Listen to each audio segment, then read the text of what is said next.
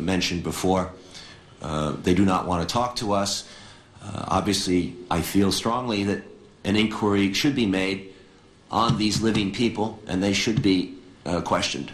Did you attempt to talk to former President Gerald Ford before you made the move? I think Gerald Ford has spoken very clearly about where he stands. He's written about it. As you know, he released a book even before, he released an article even before the Warren Commission was made public, setting the tone of a lone gunman.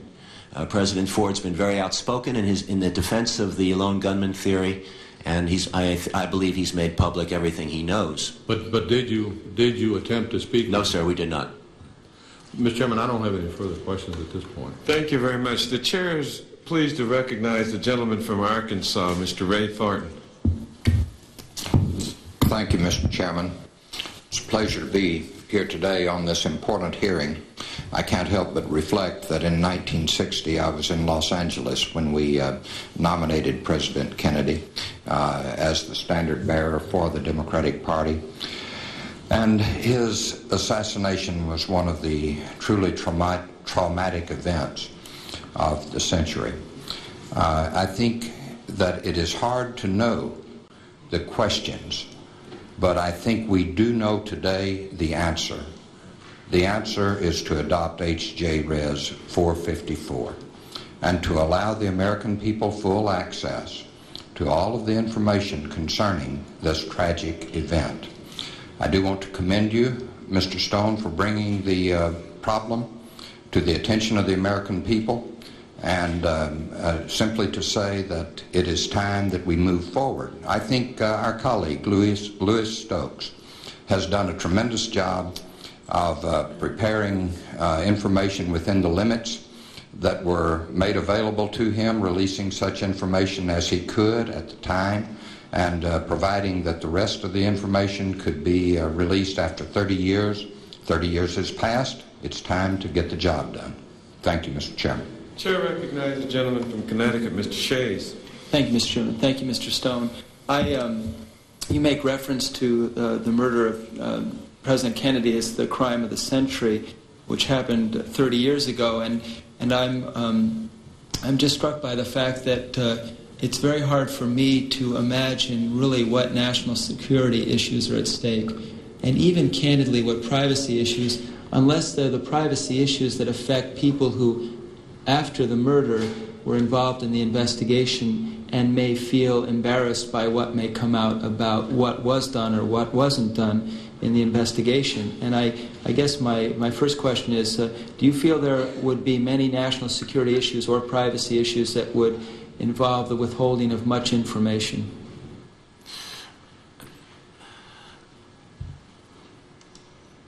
As I said in my statement, Congressman, I feel that there might be some exceptions to the rule, but I essentially do not. I think that 98% of these documents could be released today. I guess my concern is, do you have concern that one of the means by which some information will be withheld would be that it would in fact embarrass individuals who are involved in the process of doing investigative work? That, in other words, they maybe should have done more, and that they could in fact be embarrassed by what might come out, and therefore they should be entitled to privacy. I think you've hit the nail on the head. I think that the House investigation, as well-intentioned as it was, became a political football. Richard Sprague was removed. Mr. Blakey came in. Mr. Blakey has written books about his opinion on the assassination, tracing it back to the mafia. We've had a public debate we've had debates about this on television, but as you know, I find that the mafia theory has been one of the great red herrings in this case, and is once you get past the single gunman theory and you get into the area of conspiracy, as we know from the Frank Church hearings, the CIA has always used the organizations like the mafia as a area for plausible deniability. And I think that we've run into that aspect of the case, and you're going to hear more of it as these hearings go along. And if we ever open these files, you're going to hear a lot of mafia stories. But we must always look past the mafia to who pulls the strings, who is more powerful. And we must look again at Frank Church's work and Richard Schweiker's work, and look at the connection between the intelligence agencies of our country and the mafia, because that is at the root of this problem. I think that the privacy considerations of individuals are far outweighed by the importance of this murder and what it means for America. Questions such as, do we really have a democracy? Is the government truly accountable to the American public? Can the government just make records known when they want to the American public? These are fundamental questions, and it goes right up to today's problems with the many conspiracies that have surfaced in the 1970s and the 1980s. The American people fear that government may once again thumb its nose at them by filtering this legislation through many oversight committees and much bureaucratic red tape. One of the things I hear you saying, in essence, is even if there is a privacy issue, that the public right to know would outweigh that, even if, in fact, some people would be embarrassed in the process. Which leads me to just make a comment and a question. I've never been in a hearing in this chamber where we've had 16 cameras, and it shows the power of the media which you were involved in, especially done as effectively as you have done.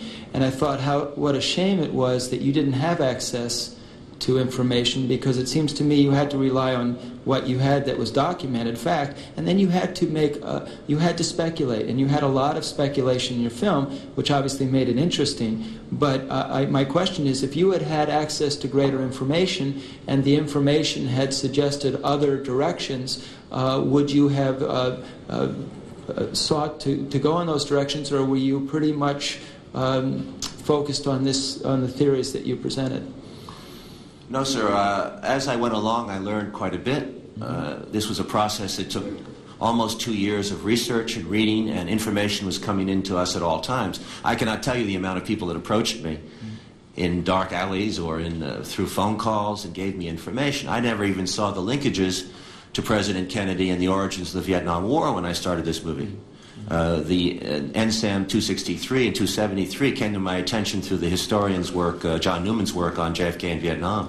So when you started out making this movie and you learned more about it, did some of the conclusions in the movie change? Some of the directions change based on information that came to you? Absolutely. Colonel Fletcher Prouty, who was a patriot and worked in our government for 30 years, who resigned in 1964, added a substantial amount of information that I was not aware of and is not in Jim Garrison's book.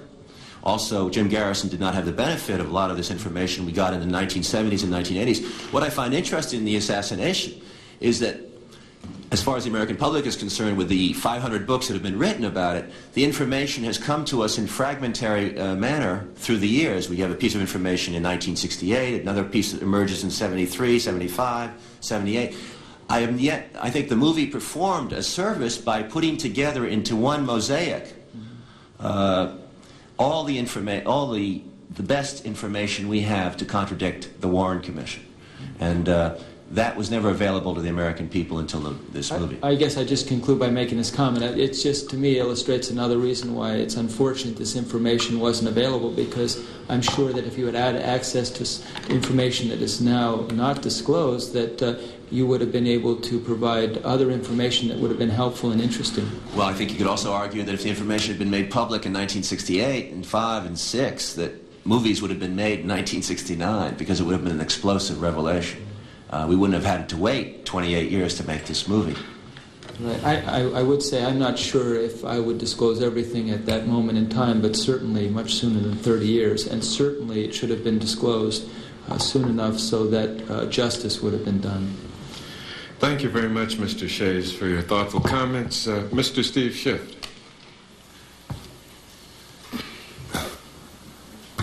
Thank you, Mr. Chairman.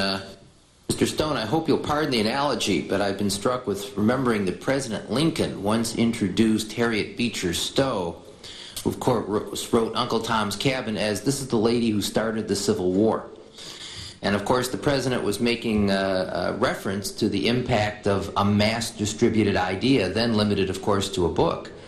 And I think it applies here, because I think that even more powerfully with a movie, of course, one can agree or disagree with your theories, and I think you yourself call them hypotheses. You've advanced them as possibilities. The problem is we're debating them in the dark. Was there more than one gunman? If there was more than one gunman, that suggests a conspiracy. Whose conspiracy? And then after the fact, was there a pressure on the Warren Commission to substantiate a one-gunman theory no matter what else was out there? All of this is unknown. It may, as you said, always be unknown.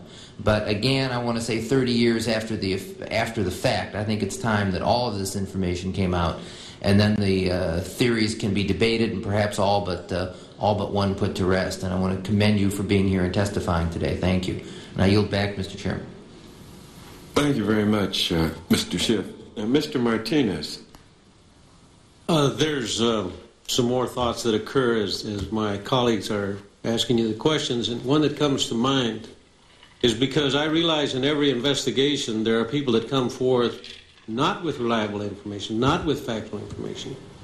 And if a person has a preconceived notion going in what he wants to prove and what he wants to accomplish, he's not going to be the most objective person to evaluate that comes forth. And I'm just curious, I don't know if you had a preconceived notion when you began the investigation or not, but what I'd like to know is that when a lot of this information came to you, did you have some way of evaluating that information and determining and evaluating the individual and determining whether or not this was something that was reliable information that you could put in your movie that would then go out to the American public? Because you see, there's another question here, is what the media does to the American public in persuading them to think a certain way. I have never underestimated the power either of the entertainment media or the news media to influence and sway people in the way they think. Very much so that many people will inherently read whatever they read and believe it instantly, and then even if other facts come out later to disprove the first belief, they are hard-pressed to change their minds.